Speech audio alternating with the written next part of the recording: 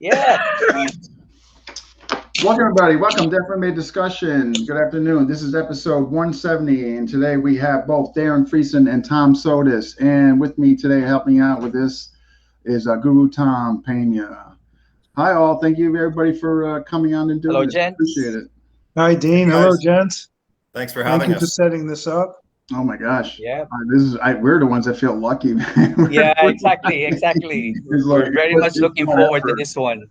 Yeah, this is like a treat. Are you kidding me? And I moved all kinds of scheduling stuff aside for this, so I'm ready. So we're going to get into it, folks. If you're watching, tell us where you're watching from, and smash that like button. So obviously, you guys have obviously, quite a bond in our, relationship via, granted it's on the virtual world and online, but obviously you guys established a nice rapport. And so me and Tom are just wondering, how did that kind of manifest, and how did that grow to where you guys are obviously really good friends from afar, so to speak? I think it started on the page, did it not? Yes, I was impressed with the page.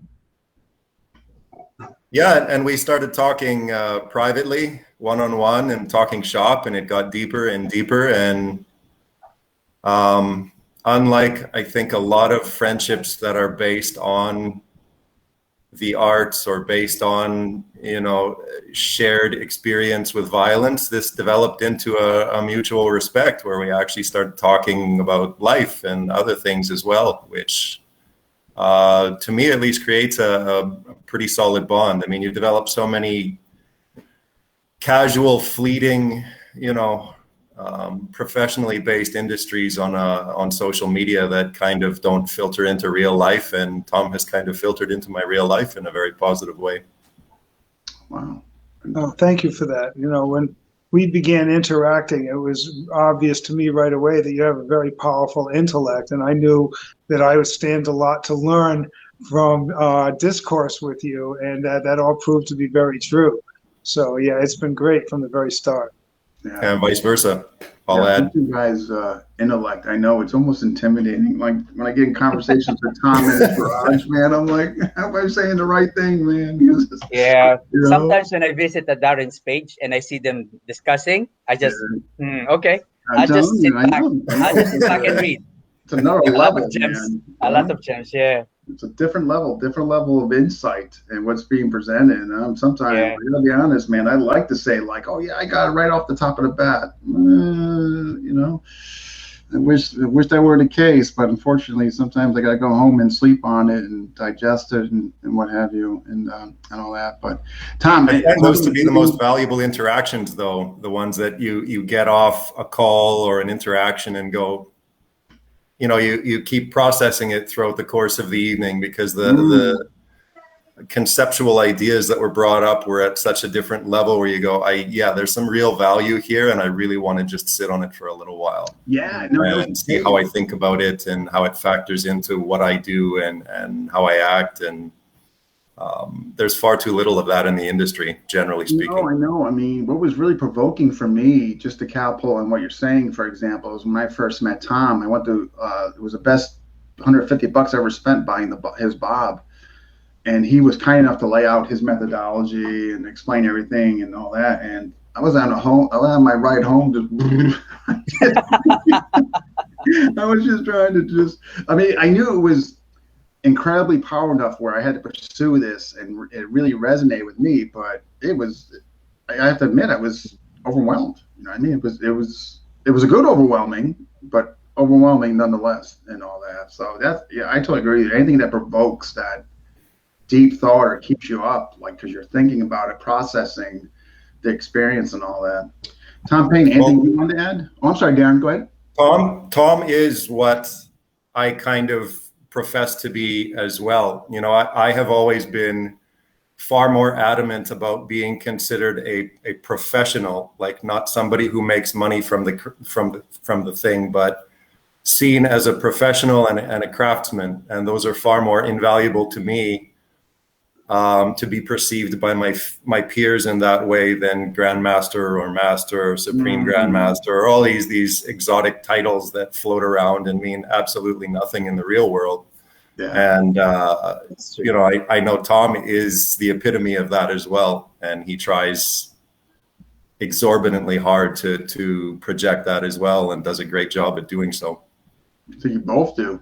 You know? Well, I appreciate that. And you know, I think one of the other reasons that I appreciate Darren so much is that we both share pretty much zero tolerance for bullshit.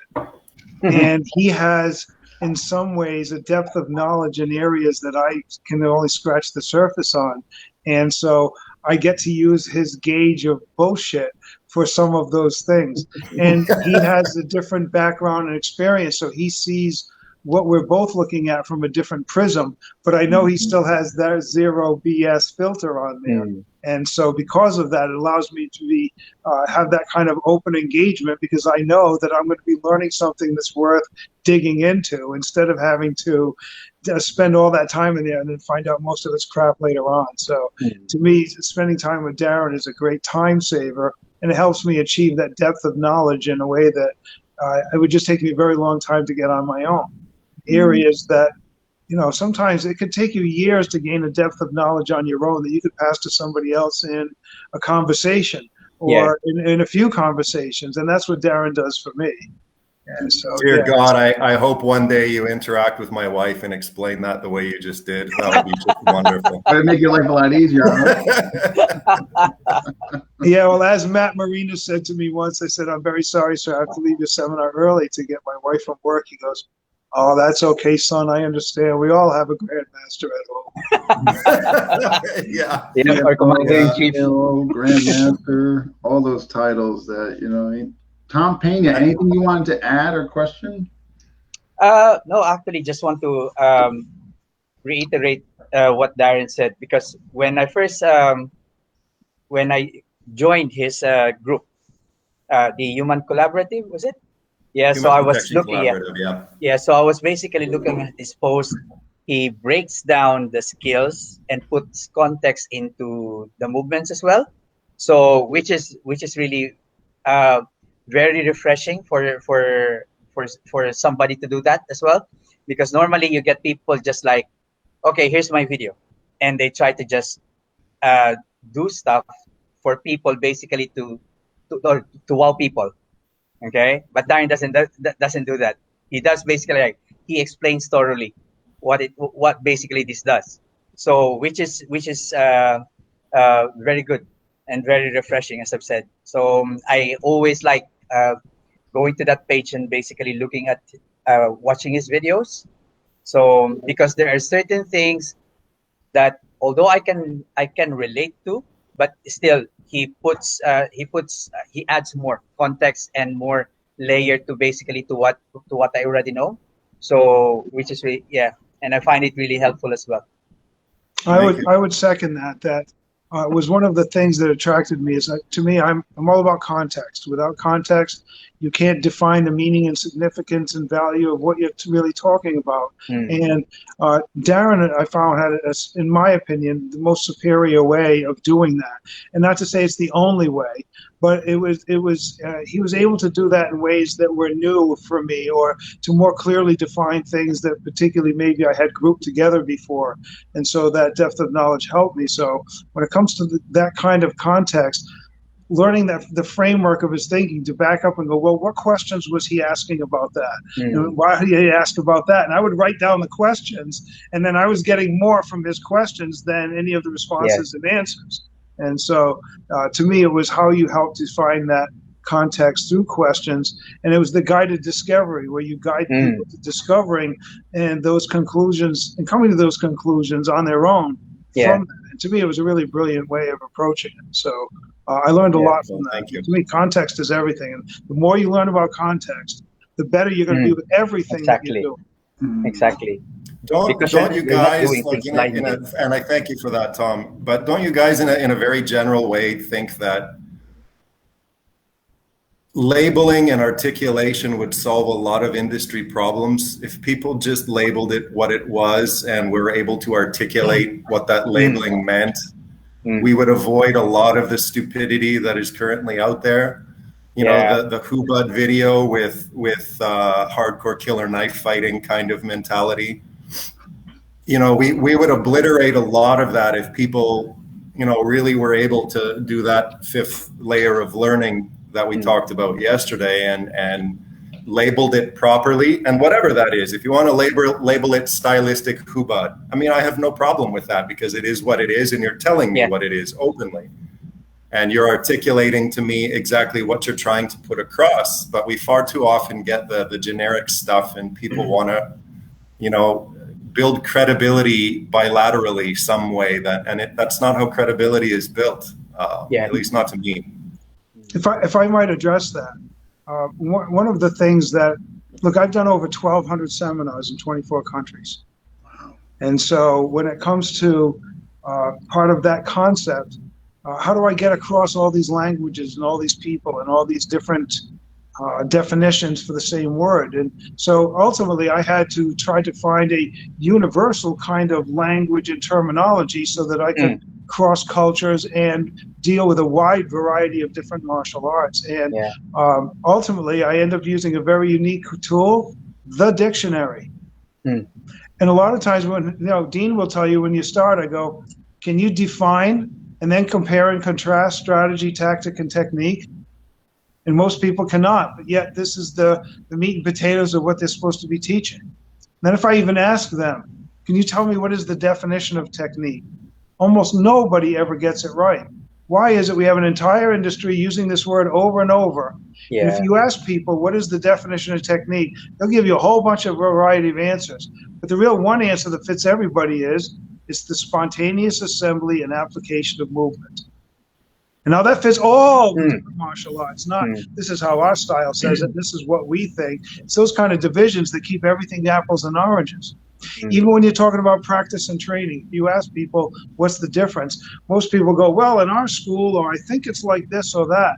Why is it that the average person who trains can't say, well, practice is about effective techniques and training is about efficient movement? Well, clearly they're related, but they're not the same. One is about the move, and the other is about the quality of your movement. So if those terms are always being interchanged, and tactics and techniques are being interchanged, the most basic labels for the things that we're using are always an apples and oranges. What the heck?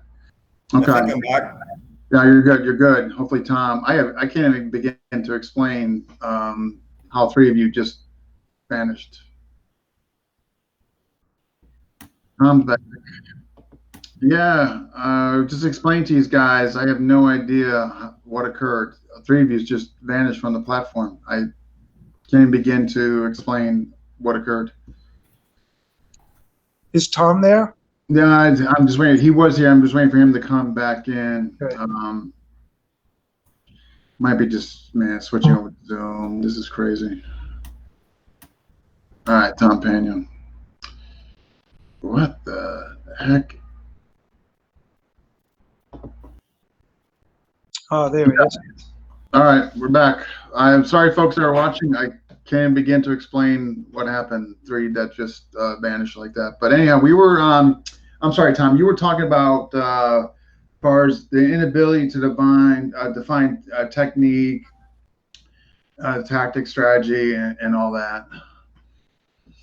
Well, yeah, to that point, then, it's very difficult to have any kind of an in-depth conversation with somebody without having such an exhausting amount of time on trying to qualify all of your terms, because everybody defines and thinks of them differently, and therefore everybody misinterprets what you're saying, or they don't get it, and it's off the mark, and everything's confusing, and ultimately it just gets exhausting.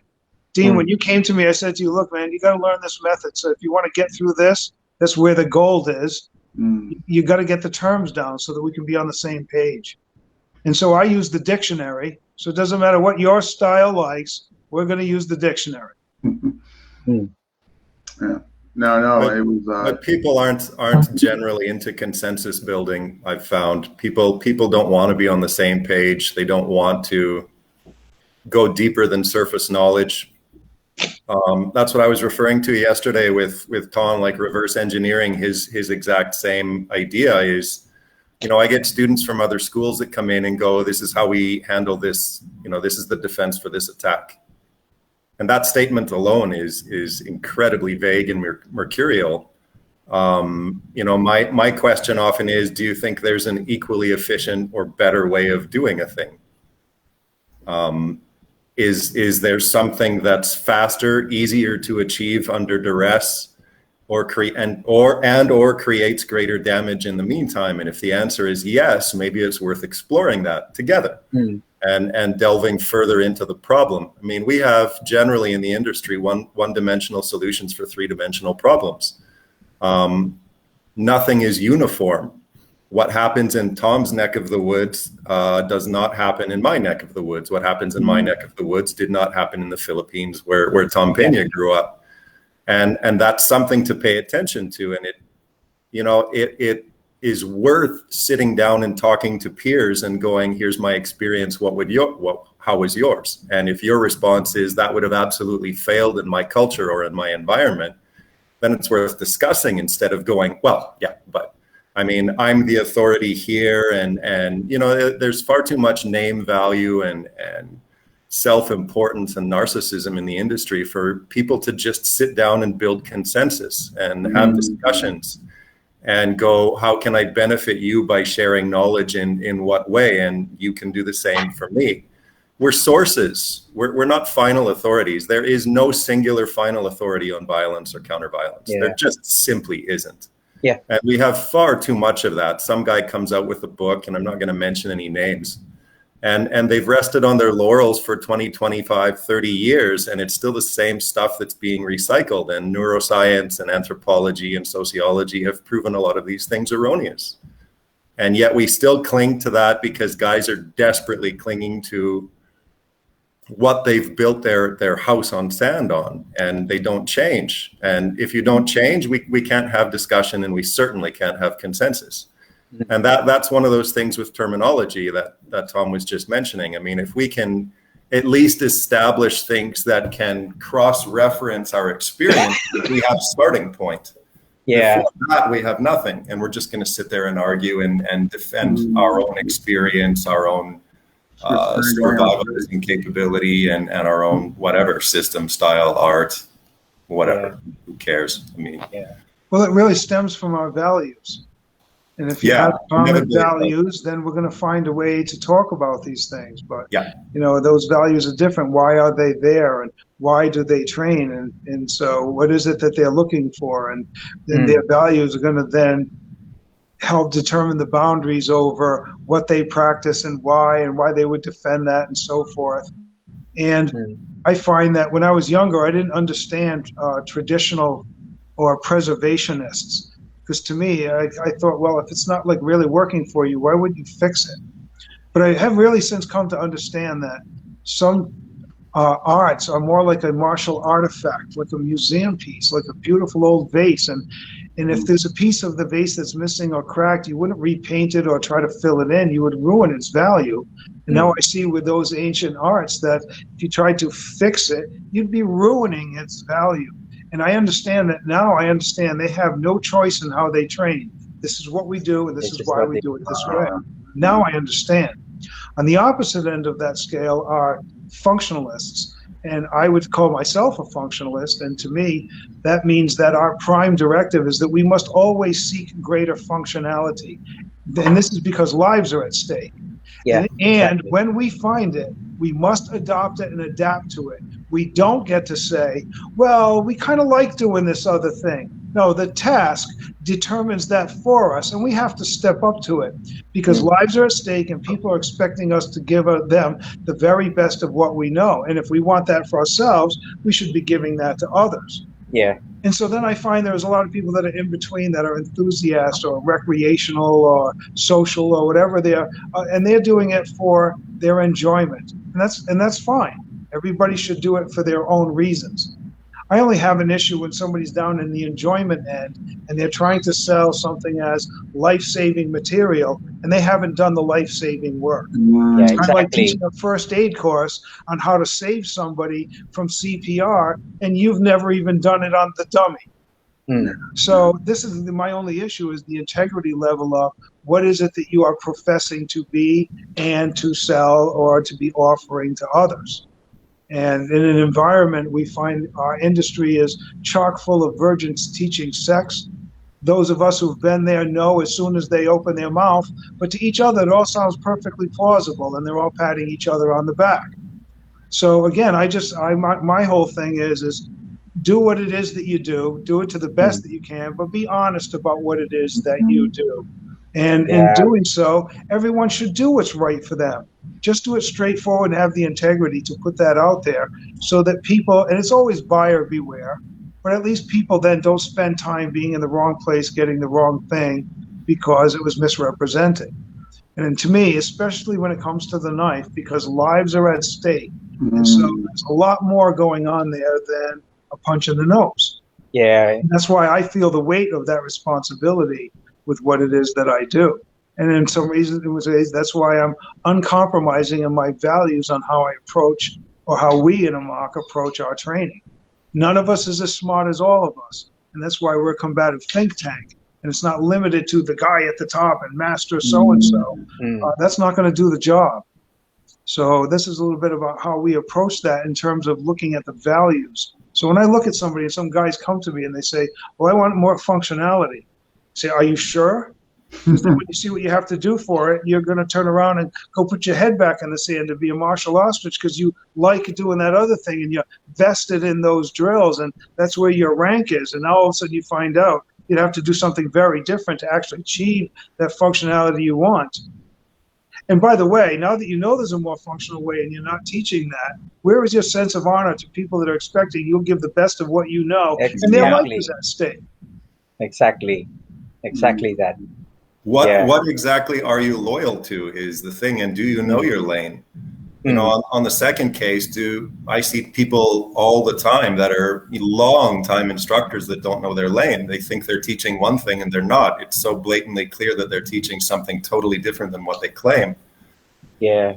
And I don't know. I mean, I live here. I mean, in Central America, I'm a white Canadian that lives here. So, I mean, my lane is functionality, and I explore that aspect to all its extents. But that's not that one thing that bothers me is that to me doesn't give me credibility in the industry. It gives me credibility in my environment and in the arena that I'm living in, and the things that are or have been successful here. And by what I mean by success is I'm not a superstar killer. I'm a guy that has made it home on numerous occasions from very serious events. And that may not translate at all to your living.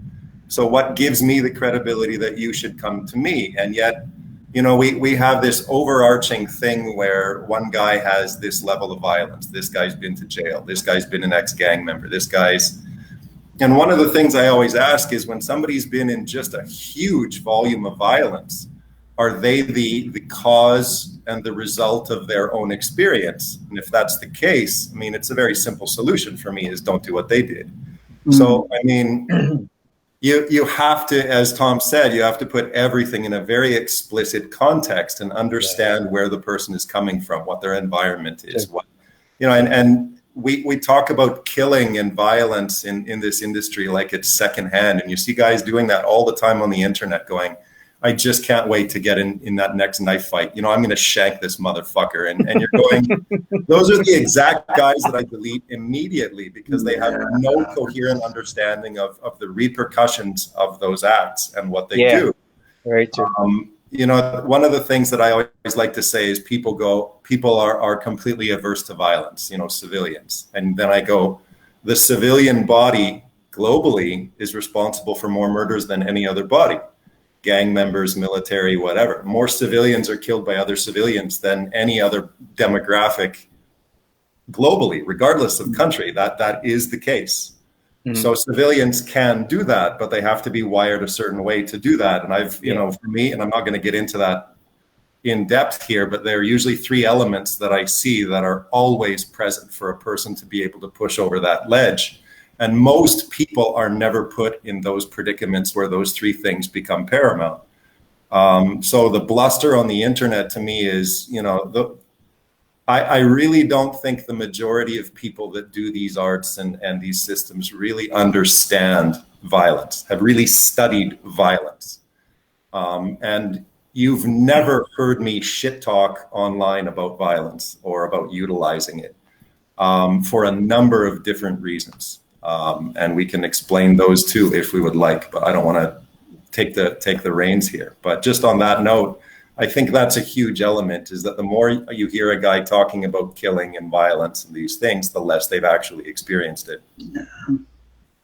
Yeah, we've those are the ones I'm always leery on FMA discussion. I was a bouncer and this and that, and just, going on a tirade and making, and them just like alarms just go off automatically. Like, yeah, I don't know. You know what I mean? The frequency which you're claiming, and what have you, and all that. But Tom, so anything you wanted to add to what Darren was saying? No, I was just enjoying everything that I know. I got engrossed in it like I normally do. I think we all did. On that note, Darren, I wouldn't mind if you went into what you said, if we have time for to go into, as far as the violence, which you mentioned there. Which part? The elements.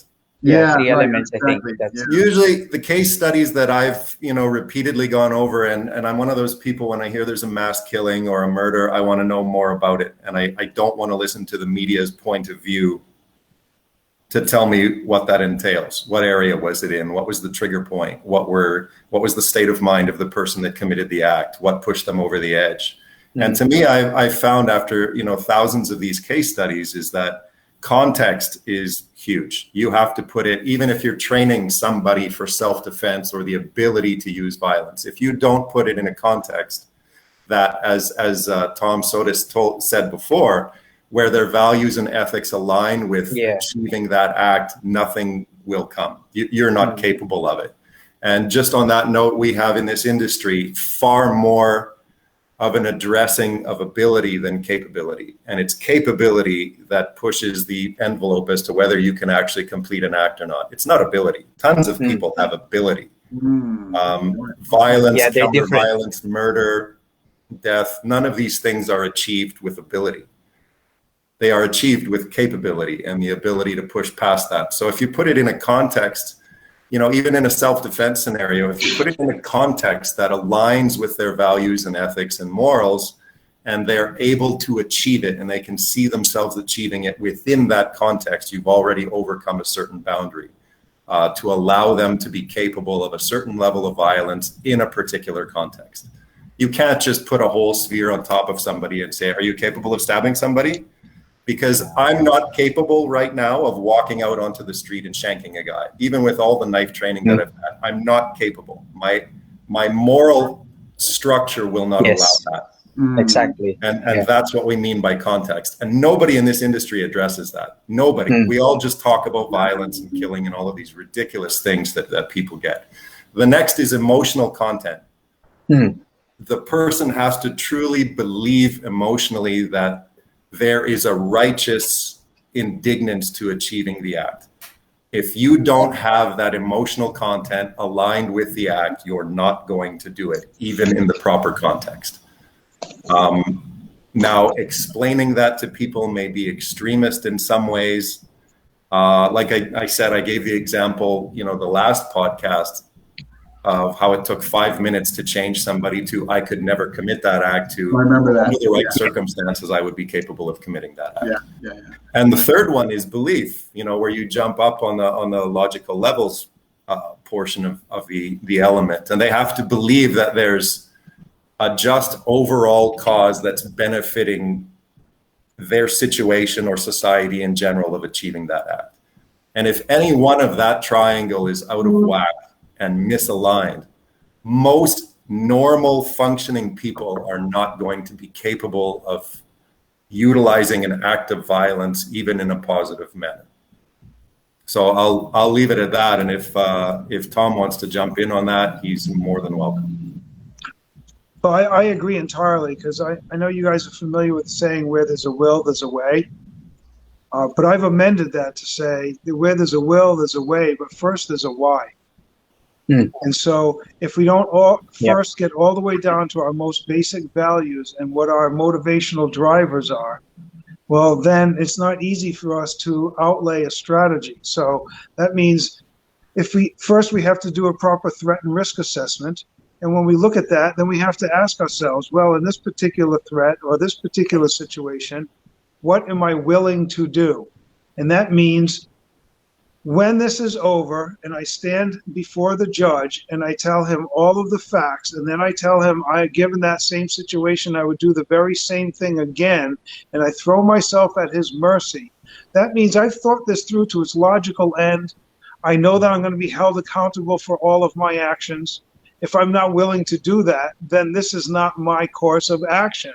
If I'm not willing to be held accountable for my actions. So if you continue to do that, then you'll finally go, well, in any given situation, I know when I'm over here that I should act this way. And you begin to establish your own protocols for the different types of threats and situations you'll face.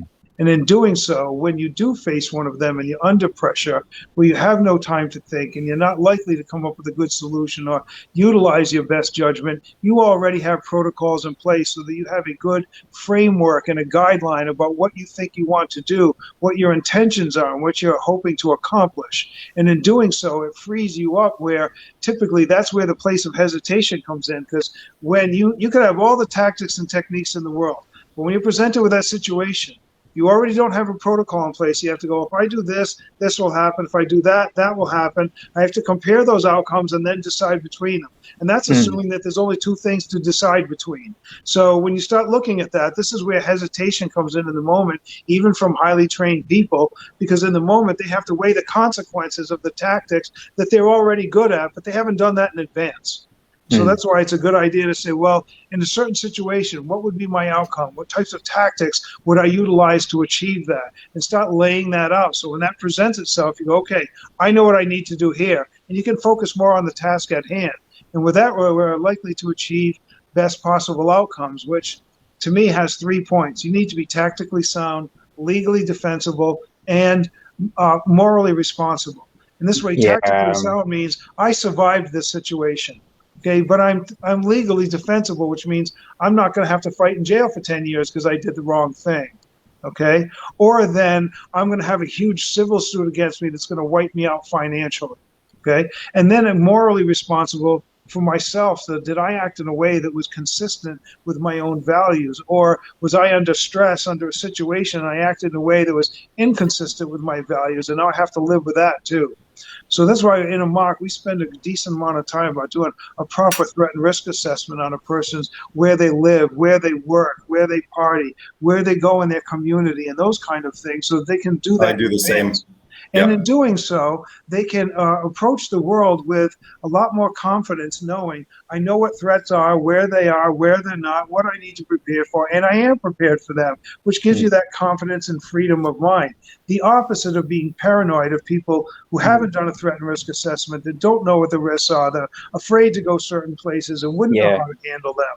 So I find it funny that sometimes unprepared and untrained people would try to put the negative label on us and call us paranoid, okay, because we are prepared, when indeed, really, they're just looking in the mirror of their own insecurity. But this is very important in the market. It's part of what we do. We look at our values, bring that to our strategy, and that's going to dictate our tactics and then, therefore, the actions to achieve them. I think really important, I think the time element that Tom was just explaining is imperative, and I think it's glossed over in a very lighthearted sort of manner in the industry, and that is that he's talking in the pre-event format, in that your mission statement and your decision on when, why, how much violence you would need to utilize in a non-avoidable, non-evasive interaction has to be made pre-event. If you have not gone over these things before the events happen, the chances are extremely high that you will not act decisively or in a way that prevents hesitation. If you have not gone over these particular circumstances in depth as to when, why you would utilize force against another human, you will not utilize it the way that you think. And you can have all of the years of training that you want. You can be a grandmaster. You can be a 6th-degree black belt in all of these different systems. And it all affects everybody the same way. If you do not have that pre-planned and in a very clear manner as to what points are worth utilizing and what points are not, you will likely hesitate. And it may be disastrous, it may not, but it will be luck that gets you out of a lot of situations. Yep. Yeah, I agree with that. I want to, we always make fun of these ridiculous internet challenge matches, but, I look at that template of some guy challenging another to a life and death scenario online, which already is, kind of a counteractive thing. But what are the elements? I'm going to utilize, transfer these challenge matches to a real life violence scenario, noting the aftermath of what could happen. I'm going to spend an exorbitant amount of my familial money that protects my sons, my wife, to go and meet a guy I don't know over pure ego and narcissism, to defend a style that isn't going to give a shit if I live or die. All in the name of something that may land me in jail, dead, in front of a judge, with huge financial repercussions post-event. And I think, people don't really analyze those things. We talk with ego all of the time in this industry. And I have an ego. I have a healthy ego. Anybody who's done this for 25 years has a healthy ego, but it's a constant ego check where I am consistently, personally assessing my triggers, how I respond to them, what my biases are going into a certain event, and whether they cloud my judgment or influence my erroneous decision making. Those are all things that I've thought about incessantly because I have to here. And I know you guys have it as well. And those are elements that I don't think that we really address in the industry with any level of very, very important. Healthy ego. No, I can say that for sure. Matter of fact, and you're one of the first people I ever heard even bring that up and how to manage it or 100%. Tom, Sotis, anything you'd like to add? No, just to backtrack a little bit, when you were talking about context and our skills, I wanted to point out that that's why I think it's real important that we do a lot of scenario work, because we find out in the scenarios that your technical abilities suffer from the twos. And what I mean by that is you tend to do things too early or too late, or you do too much or too little. Your judgment in applying your technical skills is not in line with the situation itself or the outcomes that you would want, because you didn't have your protocols in place, or you didn't even have the right tactics in place to begin with. And so then you end up with the stripping that comes out of that. And so that's why I place a heavy importance, I think, on scenario-based skills. So people can learn to handle themselves, not just can I kick and punch or fight or whatever. How do I manage a confrontation with somebody? How do I control myself? What's happening between us? All of this is part of our pre-engagement and so forth. I think all of that is important. And in scenario play, you start seeing the importance of the pre-engagement game, being able to read the right cues, not the long list of stupid cues that people put up that you read the list and somehow you're supposed to be able to go down the list and point them out. Most people, I believe, train those things in such an ineffective way. They end up giving it lip service or not using it. And it's a real shame because it's such an integral part of self-protection. It's something that's glossed over that we need so much of. And when I began doing scenario work, I was surprised how much I sucked.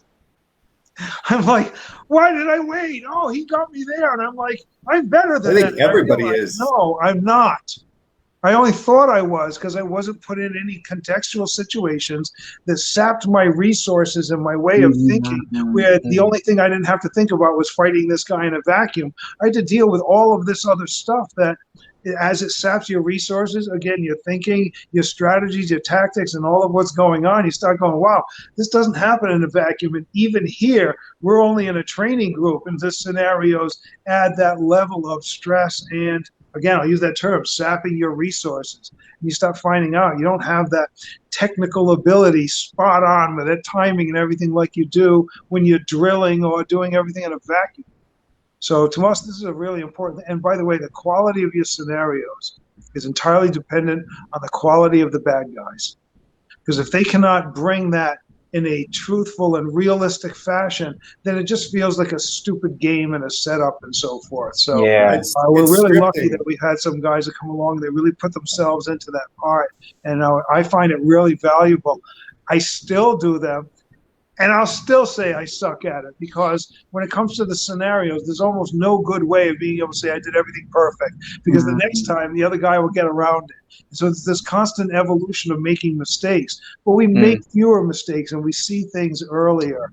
And again, we have tactics earlier. When I see this, I know to do this now, and I don't wait anymore, that kind of thing. So to what Darren was saying in terms of context and our capability, that I think that sometimes scenario work is one of the way that helps us move from ability to capability. And scenario work then would also say, well, not only do you have to deal with the scenario, but what is your strategic outcome? And what are the values and why? In other words, did you achieve your best possible outcome? What were the consequences of this? You were held accountable. Where did it bring you? And so the scenario entails all of that.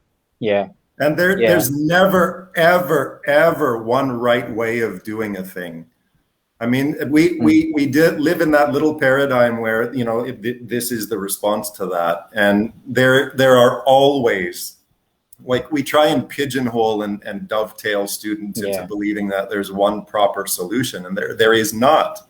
And part of the growth of the student is allowing them to understand that there are multiple ways of doing a thing correctly. And it's a continued growth process where you get exponentially, you know, just a little bit better here and there. And we do too much scripting, where you see people that do scenario training and they do the stereotypical, like, I'm going to fuck you up. And the other guy goes, I don't want any trouble, sir. And I mean, that's one base element to it. And yet you see a lot of that, that's where it stops. And that should be where it starts. What if that didn't work? What happened if the other person didn't care? What happens if the other person retorts just trying to provoke you into violence? What happens if your response was too light? What happens if the tone of your voice or the way that you're speaking or your choice of words provokes them in some way? And that's the joy of dynamic scenario training, is that everybody sucks at it. And that's the idea, is that we all get progressively better together, and then we sit around and discuss it. And, you know, there's some blockage of ego machismo that prevents us from doing that for some reason. And those are the most important elements. Machismo is this thing that, you know, you build such a big false sense of security based on ego and self-importance. And this industry is filled with you know, inevitably, and I mean, no offense to anybody, but this industry is filled with big fish in a very tiny glass of water in a lake.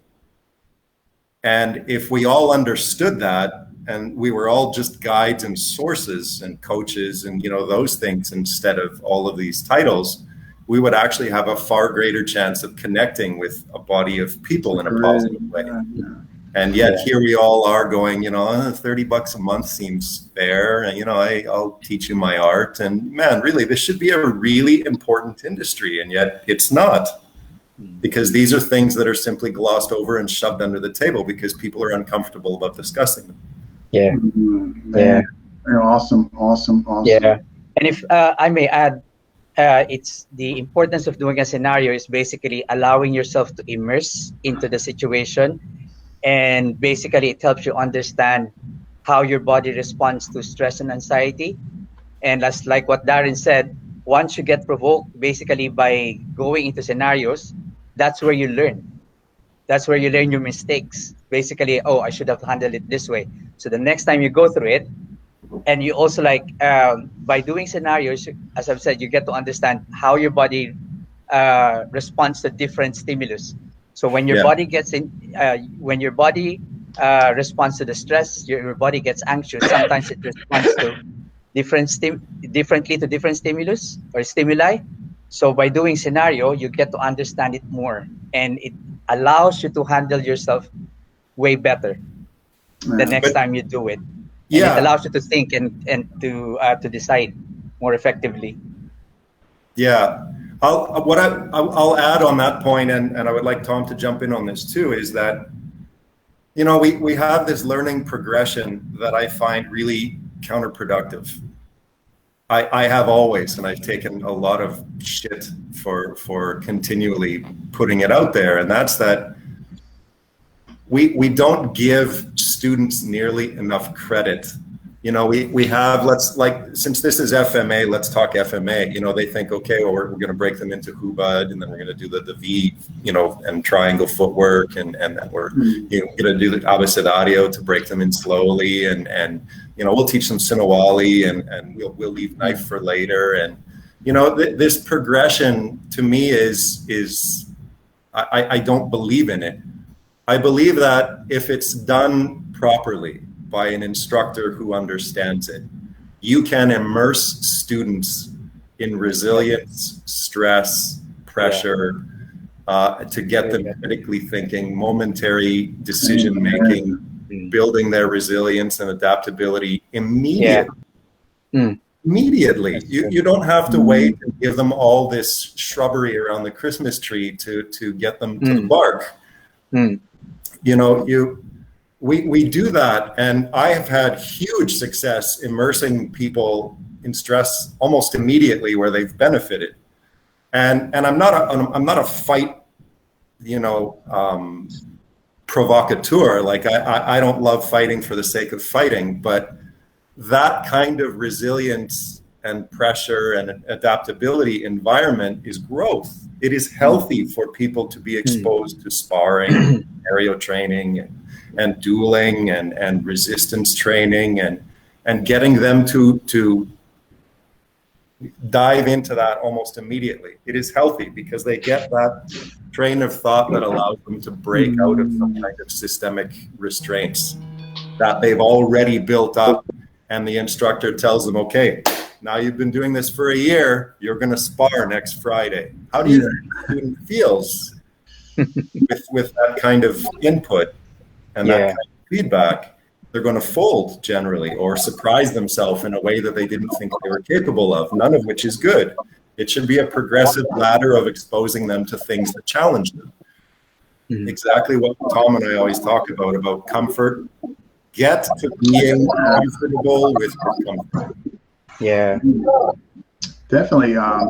Just to give you an example, you just said, when I first met Tom, you probably don't remember this, Tom. It was definitely some years back. When I first went to his first class was with Angelo and Sean. Man, I was thrown right in. It wasn't like, okay, you know, we're work singles. He took me right into dueling, and I loved it. That's why I kept coming back. I mean, you know what I mean? So I think people, you're right. I don't think we give them credit that they actually might enjoy this. You know what I mean? They actually, you know. Yeah. To me, it's about being true to the nature of the event. And in a mark, we call this concept authenticity. And that means that in the real event, it will be spontaneous, forcing you to adapt from moment to moment, and you must remain 100% attentive. Because if those two things are there, you are not at all in the type of environment you're going to be in any type of conflict. Yeah. And so the way I look at that is those three elements, if you were to think, instead of talking FMA, let's talk water polo. Imagine if our game was water polo in a raging river.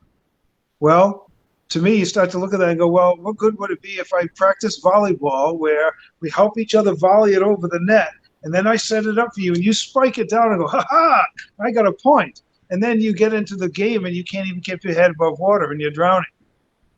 And so, because if you look at that and you go, well, the water is the changing conditions of the broken rhythm and changes in distance and timing and all of those elements that come separate from the moves. All right. And to me, that's like the water. And that's all of the non-cooperative. That's the element of being spontaneous and adaptive. That's the sparring or fighting environment. Yeah. And so if you then turn around and go, well, we're going to do flow drills because we developed flow. Well, no, you can learn to be fluid without flow drills, because if flow drills are now going to take, in some ways, you look at it, distance and timing out of the equation. Again, that's like climbing out of the water. You're on the volleyball court now, and it says, my turn, your turn, my turn, your turn. At this reference point, when you spike it up, I'm going to hit it down and say, I got my technique. And then when you get in water polo, you find out your volleyball techniques are crumbling under too much pressure because you can't even keep your head above water.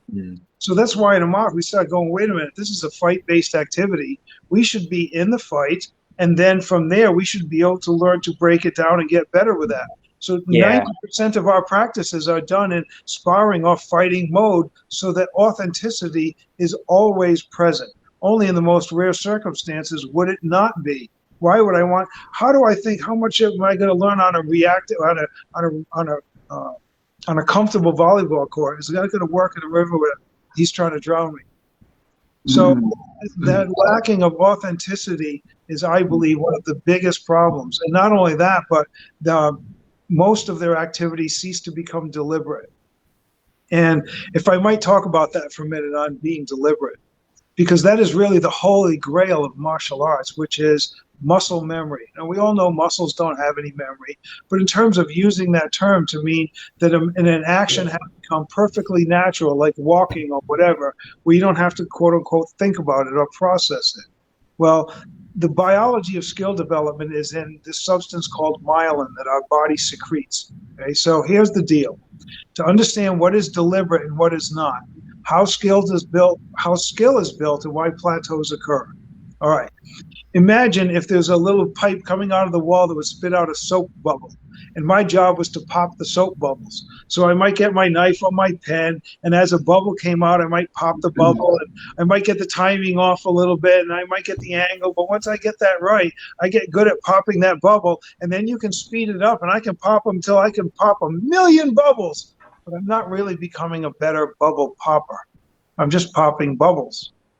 But if you took a wand and you blew those bubbles up into the sky, and I had to pop them all before they hit the ground, each one you have to eye it out. It requires recognition. And then you very deliberately, in three-dimensional, have to hit that space.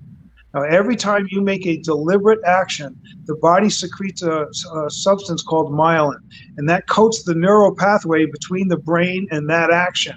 And that's actually what creates such that initially some of those signals jump off, which is why your action is not good. But later, that myelin acts like an insulation on your neural pathway, and those signals go right there. And so if you learn to be deliberate, you are always gaining skill. And it boils down to this. People say, I ask them, does repetition build skill? And my answer is, only the deliberate ones. The rest of them merely burn calories. And so you see that a lot of activities, somebody begins to gain skill because at first it's hard for them. So they start gaining some skill, and then they start to plateau, and they don't know why. They can't gain more skill. They're just burning calories. And so what do? I'm going to run out and learn more drills so I can gain more skills. And they're trying to stack these rather than being able to continue learn to be deliberate. And this is really where one of the biggest failures of martial arts is, okay, because most people have activities that cease to become deliberate in a very short period of time, and therefore the growth is limited to that. And people wonder why, I've been doing it for years. I'm doing it mindless and I don't have to think about it. Well, you're only burning calories because it's not deliberate anymore.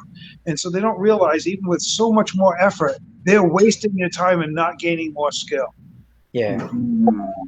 That's well explained. Yeah. Yeah. I know Tom is on my Patreon page too, and that was one of the things that I discussed was replicate daily task activities.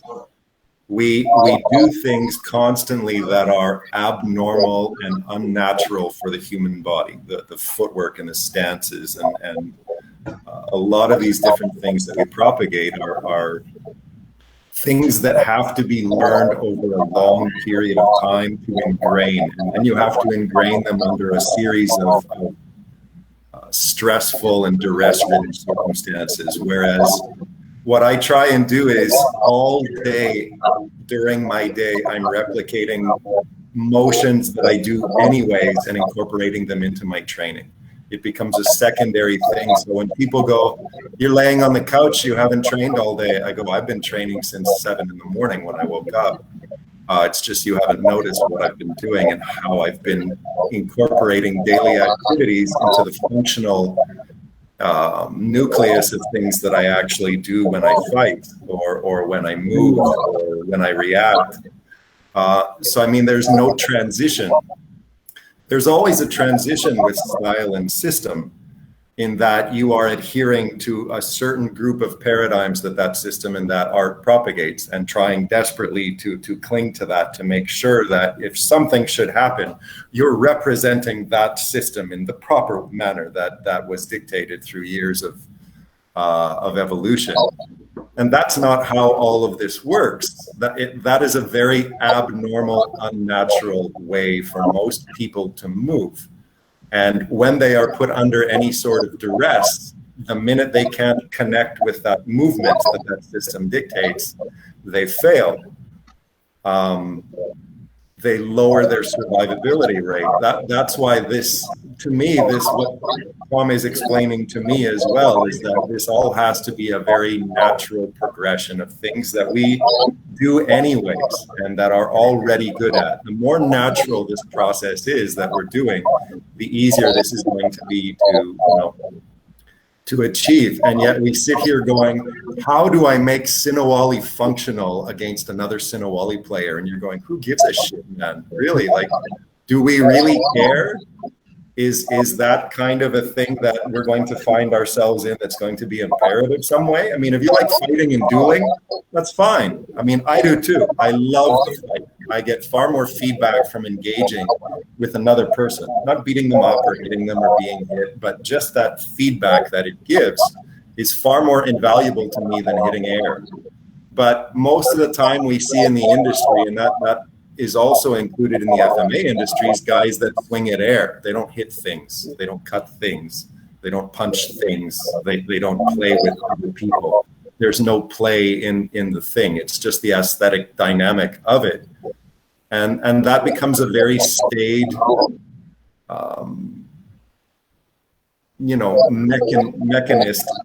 mechanism of a system where it's not evolving, nor is it serving any purpose other than the system that itself. Does that make sense? Am I coming across clearly? Yeah. It's all great stuff in both of these. We're definitely going to be going part 2. We got a few more minutes. I'm just taking into account when Tom's got to leave. So I thought what we'd do is, because I'm just trying to separate, just so there'd be context for part 2. Everything you guys just spoke on, as far as what's kind of status quo in the industry, what is wrong, everything that you guys kind of talked about and identified. What is there any way, like, what makes you is the industry too far gone? I mean, is there a way to think, in other words, what you guys are doing? Would that be an approach where everybody could jump on, or is it just the egos are too far gone? The reluctancy to adapt is too far gone? Change too far gone? I thought maybe we could talk on that and then save the rest for part 2. How's that sound? So, Tom, is the industry too far gone? I'm hearing a lot of feedback. Yeah, me too. But I think that ship sailed a long time ago, and I really think that the bottom line was it was liability that set that ship afloat. Before liability, clowns and buffoons got their asses kicked, and so it was. So the industry was rather self-regulating. Though, of course, you'll look back in some of the classic texts like Budo Shoshinshu and find out they were complaining about the commercialization of martial arts in 17th century Japan. So this is not a new thing. But liability changed this entirely because now in a fighting industry, nobody had to actually be able to fight. To be out there and claiming and making money and be competition and insulting others and all of the politics that go on, because with all the keyboard warriors know, even if they get face to face, no one's going to hit them because they don't want to go to jail because some tough guy will run right to the cops and complain that he got slapped in the face. So, and then he's going to want to sue you from Jack who fights back, the lawyer, and it's just become ridiculousness. So it's the land of liability, I believe, that has created an environment that has infected the martial arts community. I don't think that it's systemic. I think it's infected, and the cure, I think, is long gone. So how long it'll live, I don't know. But that said, it's a completely unregulated industry, and I believe it should remain that way. We look at some of the ills of the industry and say, well, that should be regulated so it doesn't happen. But if the arts were regulated, maybe a mock would never even exist. Maybe other methods would try to hold it down or to keep that from happening, because competition would come up and who gets to decide what's authentic and regulated and not.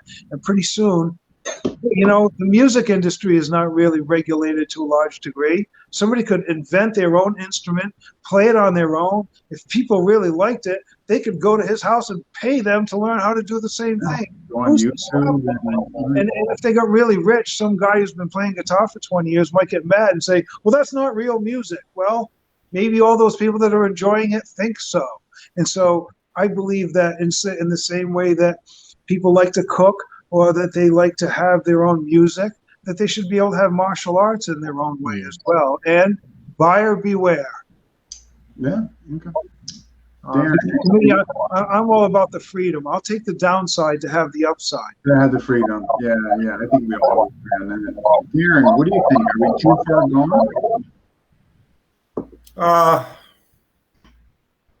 It depends on what your overarching motivation is. I think to be taken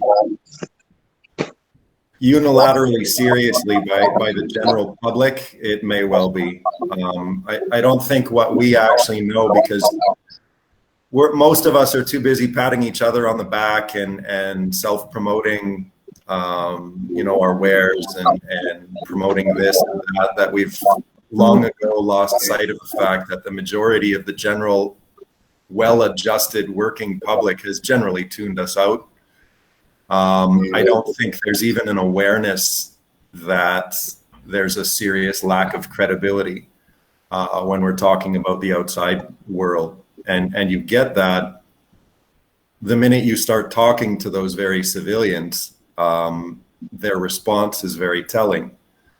So are there pockets in the industry that there is still credibility and viability? Yeah. I mean, the fact that Tom and I interact regularly, the fact that, the HPC page did work for a while, though it failed. Let's admit that in the end, it became a babysitting proposition for constantly having to filter out the narcissists and the ne'er-do-wellers and the frauds. It did fail. I mean, let's not beat around the bush.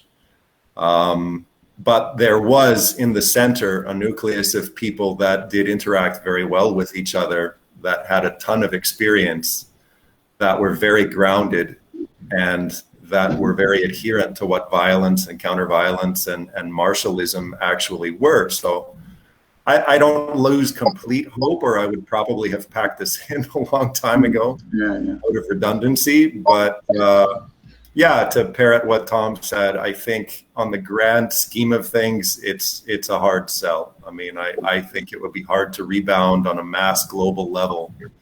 And I still stick to what I said at the beginning of yesterday's pod, in that this industry has a ton of very important potential that can aid society in a very beneficial way. But to filter out the frauds and the charlatans and the people of that sort that have risen to the top of the industry is going to take an avalanche. I don't see it happening on that way. So what happens is you have to become comfortable with being in a certain niche and being okay with that, instead of becoming frustrated and hating the industry and blaming this and blaming that. I have learned to tune out a lot of the excess noise in the industry and cut out people on my friends list that propagate it. It's been a mental health mechanism, and I don't know a lot of what's going on in the overall industry, and I'm really happy about that. I think it's very beneficial for me. Yeah. You're not missing much. No, I don't. I find that if I want to talk privately with somebody, talk shop, I do it privately. No, it's much better. Much more healthier and beneficial than in a group format and a group like what you just described that you had. I personally think it's too far gone. I just think the mindsets that you have to change, the people that they would have to let go to adapt that, the changing curve. I just think it's just unfortunately, just way, I just think it'd be almost virtually impossible for it to happen. But I think we can have a small nucleus, like guys like ourselves that appreciate this and appreciate what we discuss and what we do and have similar lenses. I think that's definitely attainable, and I think it's occurring. But I always think we're going to be a very small part of the community. We will. Yeah. But I'm gonna mention one thing because I know we have to go in a little bit, but that's one thing that I think should be pointed out about Tom Sotis. There are a lot of people in the industry that have name value and have had name value for a quarter century, and a lot of them don't deserve it, and a lot of their content has been disproved over years, and a lot of them incessantly hold true to the gimmick that they started out with. Even though that gimmick has long ceased being of any relevance whatsoever. And I'm not going to mention any names, but we can all see who they are very clearly. And Tom is one of those name value instructors that has constantly evolved, that has been a big believer in progression and changing. And I think that in itself, the fact that there is somebody that has been all around the world doing seminars and still maintains that as the root of his training paradigm is a positive. And if he does it, there are a lot of others that should be able to do it. And for some reason, choose not to, because that gimmick is more important than the actual evolutionary process of modernizing and upgrading your perspective. So thank you for that feedback. I appreciate it. But Amok is where it's at because of all of the really good guys that have come to Amok and made it what it is. But you've built that community. You've given that guys to be able to progress and evolve, and given carte blanche to have that evolution occur. And not a lot of people do that at this point when they've been in the industry for that long. So kudos to you. Oh, thank you. Appreciate it. Yeah, definitely some of the toughest guys, man. There's some tough guys in AMOC, man. Big John, man. There's some tough. That's why I love it, man. It's not fake. There's some real freaking guys in there, man. John people sit bad to the bone. And this is what I mean with the knife grappling with Big John and all that. Man, you find out quick, man, what crap, man. And he's wicked smart too. John has asked me some of the most challenging questions that I've ever. I do. That's why I want to get up. I gotta get it back up there with you guys for sure. But all right, so I know you gotta go, Tom. So definitely part 2. I mean, I got at least a page and a half more stuff. I mean, stuff that you guys might have touched on, but we didn't go really into that. Yeah. So definitely part 2. If you guys are willing to go, we can make it happen. Sure. I'll do it. I'm game. Okay, so we'll do another. I'll generate another group message or just add 10 to 1, and we can just see what works collectively for all of us. It could be around the same time if that works best for everybody. We can do that. Yeah. Okay. You're the time zone wizard. I know, man. It's a habit just from coordinating Philippines, California, East Coast, mountain time. I'm telling you, man. Yeah, I was admiring that balancing act on the chat, going, wow. I mean, that's a real skill. But all right, well, I mean, obviously, it just goes without saying how enjoyable this was, and I'm looking forward to part 2. Definitely, and we're gonna get Tom out of here. I'm sorry, just one last thing, Darren. I really want to get on your Patreon. How do I find that? I can send you the link after. It's just my name, Darren Patrick. Oh, yeah. I would enjoy that. Thank you. Definitely get on his page over there. Absolutely. Yeah, absolutely. I want to. Yeah. Oh, congrats on the book. So, Dean and Tom, thank you very much for the interview and this opportunity. And Darren, thanks for doing this together with me. I had a lot of fun. Oh, my pleasure. We're doing Blast. I was looking forward to it for quite a while already. Yeah. We can make it a series. Sure. The monthly series. what issues are we going to talk about this time? Yeah. Why not? All right, guys, it was a pleasure. We'll be in touch, and we'll get Tom to the airport, and you Thank guys, you very much. you guys have a good day. Take care, guys. Be safe, guys. Be Travel safe. safe, Tom. Be safe. All right. I'll let you guys out. Wow. That was good. Man, oh man, I tell you, I could listen to those guys talk. Yeah, me too. That's why sometimes when I used to go to Darren's page, I just like read through the discussion. Yeah, I gotta join that Patreon. But yeah, folks who are watching, definitely a part 2. And who is next? Who is coming on next? My gosh, let me just see here. You know what? We don't. Man, there's definitely Saturday, 17th. I believe Julius David Hines. Weapon collection. The one with the knife collection. Yeah, that should be a good one. Oh, definitely. And from the 17th to the 24th, there's a gap. So I'm going to try to get Michael. Oh my gosh, I can't believe I'm not remembering his name. Knife guy there. What is it? Oh yeah, I got it right here. Michael Janik. Yeah. Yeah. He's coming on. That will be nice. Yeah. So Michael Janik. Yeah. We could definitely squeeze another one in between there, and the 24th got Ryan Cordero and Sachi, the Ellis Lightning guys. That should be fun. Yeah, so folks, again, if you haven't already, subscribe to FMA Discussion, where you can see this interview and other great ones. If you haven't already, smash that like button, and there will be a part 2 with Darren Friesen and Tom Sotis. And thank you, Tom, for helping with this. Appreciate it. Thank you very much for giving me the opportunity. Yeah, and we'll be back. Yeah, definitely. Stay safe, guys. Take care.